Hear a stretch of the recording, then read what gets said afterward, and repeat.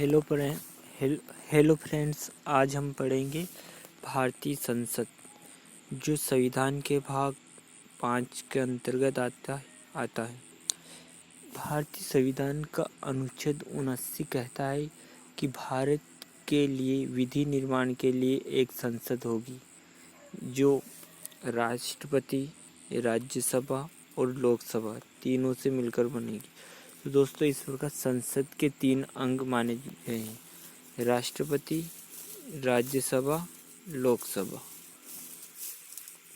राष्ट्रपति, लोकसभा।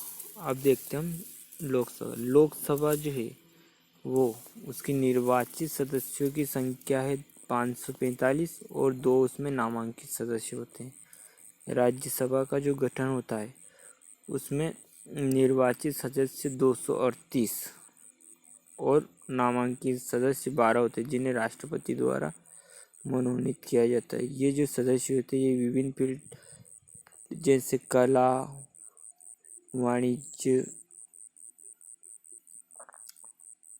समाज सेवा जैसे क्षेत्रों से होते हैं। और जो लोकसभा होता है इसका एक अध्यक्ष होता है और एक उपाध्यक्ष होता है।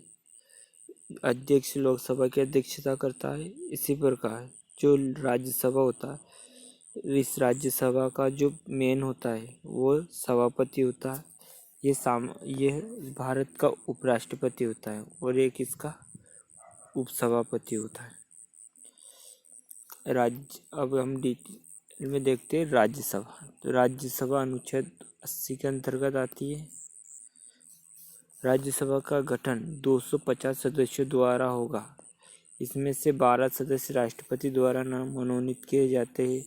ये जो सदस्य होते हैं साहित्य, विज्ञान, कला तथा समाज सेवा के क्षेत्र में विशेष ज्ञान या व्यावहारिक अनुभव प्राप्त वाले होने चाहिए।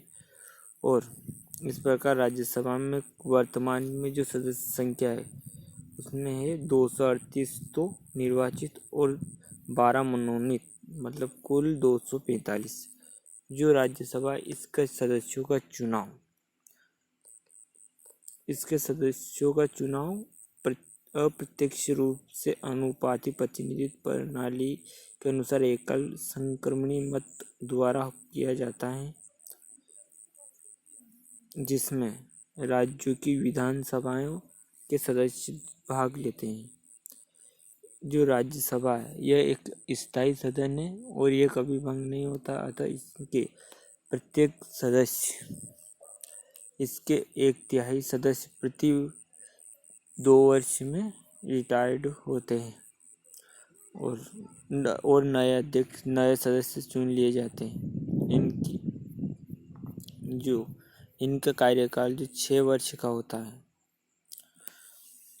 और इसकी जो योग्यता है, सदस्य की योग्यता है, उसकी आयु 30 वर्ष होनी चाहिए और भारत का नागरिक होना चाहिए और किसी लाभ के पद पर नहीं होना चाहिए। तो दोस्तों, आज हमने पढ़ा संसद के 3 अंग: राष्ट्रपति, राज्यसभा और लोकसभा।